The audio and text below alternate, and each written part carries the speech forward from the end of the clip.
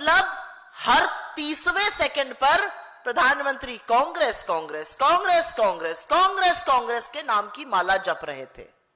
29 minute बोले, 58 बार कांग्रेस का नाम लिया। तो यह डर अच्छा लगा देखकर, और इसलिए अच्छा लगा क्योंकि कहीं पर यह निहित है कि कांग्रेस सच के साथ है, साहस से लड़ती है और इस देश के लोगों का मुद्दा उठाती है। और इससे नरेंद्र मोदी जी बौखलाए हुए हैं, घबराए हुए हैं, क्योंकि उनकी जो चोरी थी, जो उनका षड्यंत्र था, उसका पर्दाफाश कांग्रेस पार्टी और समूचे विपक्ष ने कर दिया, देश के सामने लाकर खड़ा कर दिया और उनके मंसूबों पर, जो विभाजनकारी मंसूबे थे, उस पर पानी फेर दिया। यकायक नरेंद्र मोदी जी इस देश की आधी आबादी के खैरख्वाह बनना चाह रहे हैं। सडनली महिला सम्मान की बात कर रहे हैं, महिला सशक्तिकरण की बात कर रहे हैं। लेकिन असलियत यह है कि महिला आरक्षण तो मुद्दा ही नहीं है। उनकी मंशा महिला आरक्षण है ही नहीं। वो महिला आरक्षण के पीछे छिपकर विभाजनकारी और अलोकतांत्रिक परिसीमन करना चाहते हैं। लेकिन नरेंद्र मोदी जी महिलाओं के बारे में क्या सोचते हैं, क्या कहते हैं और किस तरह की भाव भंगिमाएं बनाते हैं महिला सम्मान में, मोदी जी मैदान में, जरा पहले ये देख लीजिए। लगाइए भैया वीडियो।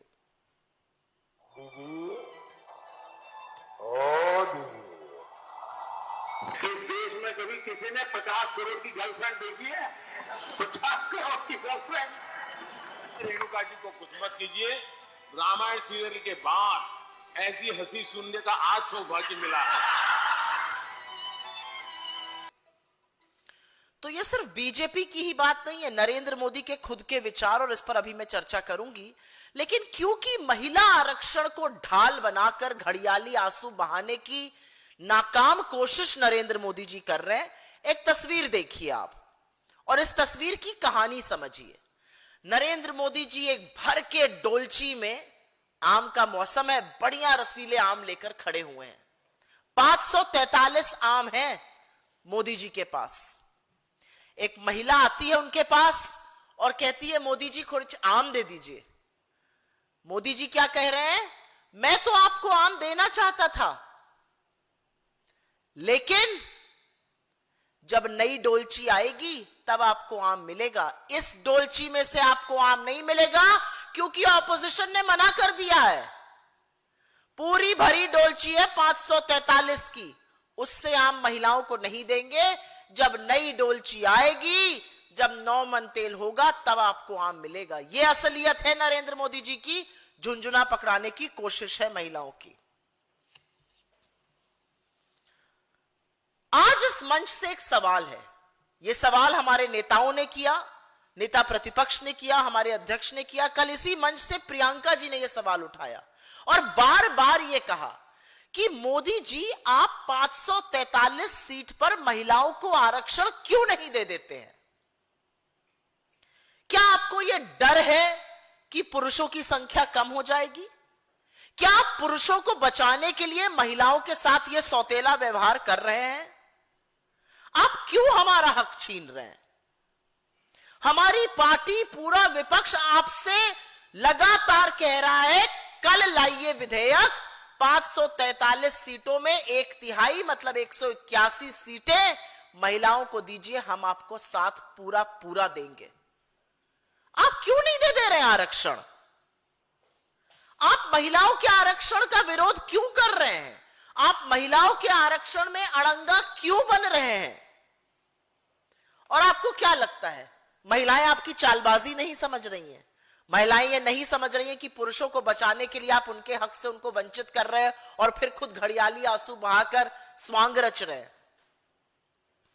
अगर आप महिला आरक्षण देना चाहते हैं तो कल लाइए विधेयक, सब मिलकर पारित करेंगे। 181 सीटें 543 की लोकसभा में रिजर्व की जाएंगी। तो असलियत तो यह है कि महिला आरक्षण बिल हारा ही नहीं है, वो तो संविधान का हिस्सा है। आप बात को गोल गोल गोल गोल घुमाने में लगे हुए हैं। असलियत यह है कि 2023 का जो महिला आरक्षण, जो नारी वंदन अभिनंदन जो बिल था, वो संविधान का हिस्सा है। 21 सितंबर 2023 को सर्वसम्मति से देश के सदन ने उसको पारित किया है। आपने उसमें कंडीशन लगाई है, वो कंडीशन हटा दीजिए। महिलाओं को उनका हक दीजिए। महिलाओं के आरक्षण में रोड़ा मत बनिए, महिलाओं के आरक्षण में अड़ंगा मत डालिए। दिखाइए ईमानदारी और दीजिए आरक्षण जो आप नहीं कर रहे हैं। कितना सिंपल है। आपके पास एक डोलची में 543 आम है, महिलाएं खड़ी है, दे दीजिए उनको 181 आम। जब नई डोलची आएगी, जब नए और ज्यादा आम आएंगे, तब मैं बांटूंगा। क्यों कंडीशन लगा रहे हैं आप? क्यों रोड़ा बन रहे हैं आप? क्यों महिलाओं को उनका हक नहीं दे रहे हैं आप? आपने लेकिन एक बात बिल्कुल सच कही। We can go back to the Congress background. आपने एक बात बिल्कुल सच कही। आपने कल कहा महिला अपना अपमान नहीं भूलती है, और यह आपसे बेहतर कौन जान सकता है? क्योंकि यह सच है। जब जब इस देश में महिलाओं का तिरस्कार हुआ है, आपकी नाक के नीचे हुआ है, उनके साथ अत्याचार हुआ है, उनका शोषण हुआ है, उनका अपमान हुआ है, आपने चुप्पी साधी रही है और आपने खड़े होने का काम परपेट्रेटर ऑफ द क्राइम, जो दरिंदा है, जो हैवानियत करता है, उसके साथ खड़े रहने का काम किया है। आइए गिनाते हैं आपको। मणिपुर की 2 बेटियों को आदमखोरों की भीड़ ने नोचा, आप चुप रहे।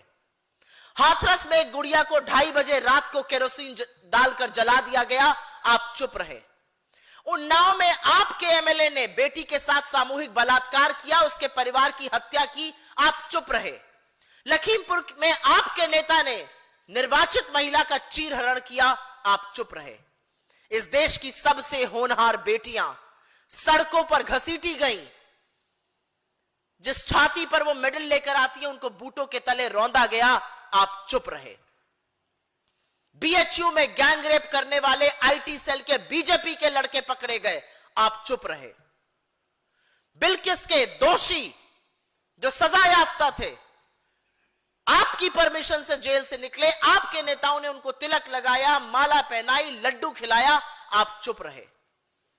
अंकिता भंडारी के साथ जो हैवानियत हुई, पूरा का पूरा उत्तराखंड सड़कों पर उतर आया न्याय की मांग करते हुए। दोषी और आरोपी बीजेपी का नेता और उसका बेटा था, आप चुप रहे। आप किस मुंह से महिला सम्मान की बात करते हैं?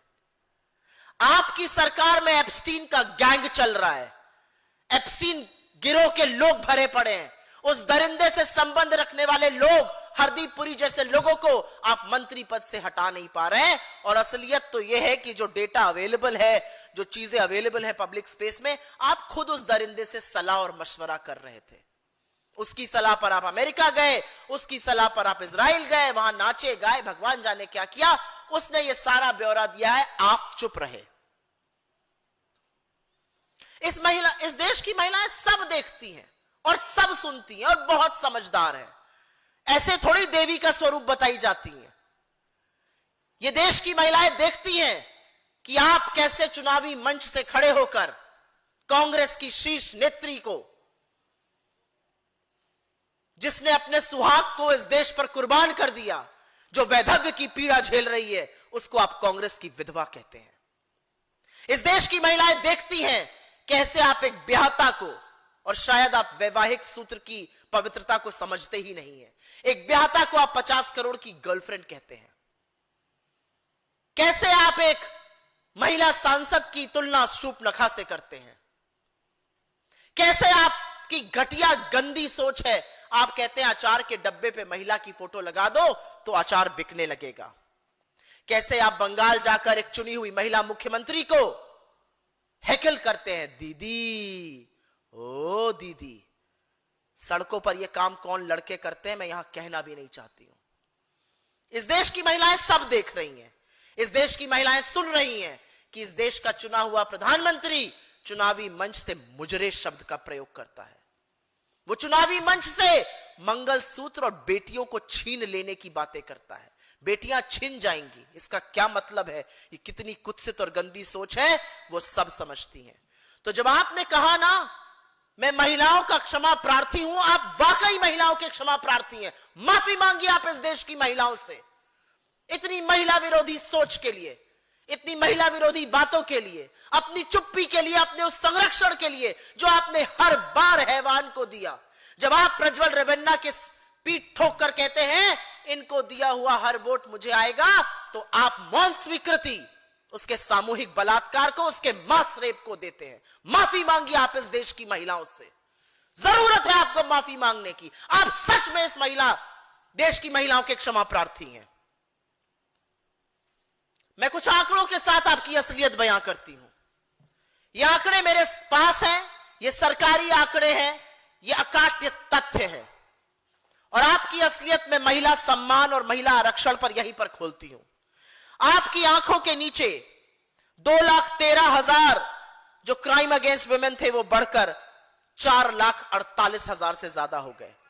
रेप के मामले 22,000 से बढ़कर 31,000 हो गए। किडनैपिंग और अबडक्शन बढ़ रहा है। आपकी 240 सांसदों में से मात्र 31 महिलाएं हैं, 12.9%, जो इस संसद के एवरेज 13.6% से कम है। आपके विधायक 1654 विधायक हैं आपके इस देश में, जिसमें से मात्र 164 ओनली 9.9% महिलाएं हैं। यह आपकी असलियत है। आपके 21 मुख्यमंत्री हैं, बमुश्किल एक महिला मुख्यमंत्री है। आपके 72 मंत्री हैं केंद्र सरकार में, मात्र 7 महिलाएं हैं, 10% से कम। और असलियत यह है कि आपके लॉ मेकर्स में से 5 पर सीरियस रेप के मामले हैं और उनमें से कुछ तो गृह मंत्रालय के छोटे जूनियर मंत्री बने रहे। असलियत यह है कि आपके 54 एमपी और एमएलएज सीरियस क्राइम जिसमें हत्या और बलात्कार के मामले हैं, उनका नाम वहां पर अंकित है। तो महिला सम्मान की और महिला सम्मान के पीछे छिपने का कुत्सित शकुनी चाल आप कतई मत चलिए। यह आपकी असलियत है महिलाओं को लेकर। मैं आपकी झुंझलाहट समझ सकती हूं। पहली बार आपके करियर में आपको मुंह की खानी पड़ी सदन के अंदर। आप एक बिल लाए और 1990 के बाद पहली बार एक संशोधन, संविधान का संशोधन बिल 1990 के बाद पहली बार लोकसभा में गिर गया और 2002 जो पोटा बिल था राज्यसभा में गिरा था, उसके बाद अब यह बिल गिर गया। मैं आपकी झुंझलाहट समझ सकती हूं, लेकिन आपको भी समझना होगा कि आप जब विभाजनकारी अलोकतांत्रिक काम करेगा, जो आप परिसीमन के माध्यम से करना चाह रहे थे, जो आप जातिगत जनगणना से बचकर करना चाह रहे थे, आपको समूचा विपक्ष ऐसे ही हराएगा, क्योंकि यही ये देश चाहता है। आप पानी पी पी कर कांग्रेस को कोस रहे थे। 58 बार आपने कांग्रेस का नाम लिया। मुझे तो लग रहा था कि अगर मोदी जी के पास कांग्रेस पर बोलने को ना हो तो बेचारे बोलेंगे क्या। सदन में तो कांग्रेस के नाम की माला जपते हैं, चुनावी मंच पर तो सिर्फ कांग्रेस ही को याद करते हैं, और राष्ट्र के नाम संदेश देने जब आप आए तो उसमें भी आप कांग्रेस को ही गरिया रहे। मतलब कांग्रेस को जब आप पानी पी पी कर बोल रहे थे तो शायद आप ये भूल गए कि पंचायती राज में जिन निर्वाचित महिलाओं का आप जिक्र कर रहे हैं वो कांग्रेस पार्टी की देन है, राजीव गांधी जी की देन है। 73वां और 74वां अमेंडमेंट हम लाए, जिससे ग्राम पंचायत, ब्लॉक पंचायतों में, जिला पंचायतों में महिलाओं के लिए 33% आरक्षण हुआ। 15 लाख निर्वाचित महिलाएं, जिनकी संख्या मुझे खुशी है ये कहते हुए आज 40% है। यह कांग्रेस पार्टी की उपलब्धि है। और आपका सच कितना सिया है ये तो सभी लोग जानते हैं। 1989 में राजीव जी लोकल बॉडीज में महिला आरक्षण का बिल पेश करते हैं। सदन में उसके खिलाफ वोट कौन करता है? नरेंद्र मोदी के पुरखे, बीजेपी के दिग्गज नेता लाल कृष्ण आडवाणी जी, अटल बिहारी वाजपेयी जी।